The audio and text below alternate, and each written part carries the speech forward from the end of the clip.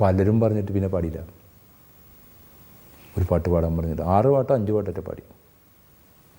അവസാനം മെഹബൂബ് നീ എനിക്ക് വേണ്ടി ഒരു പാട്ട് പാടില്ലേ ഭാസ്കര മാഷ്. വേഗം മടക്കൂത്തൊക്കെ അയച്ചിട്ട് അങ്ങക്ക് വേണ്ടി പാടും, കയറുമോനെ സ്റ്റേജിൽ കയറി എല്ലാവരും കയറ്റി പാടിയതെങ്ങനെന്നറിയോ? മാനെന്നും വിളിക്കില്ല, മയിലെന്നും വിളിക്കില്ല, മാടത്തിൻ മണി വിളക്കി നിന്നെ ഞാൻ മാടത്തിൻ മണി വിളക്കി. സ്തംഭിച്ചു എന്നുള്ളതാണ്.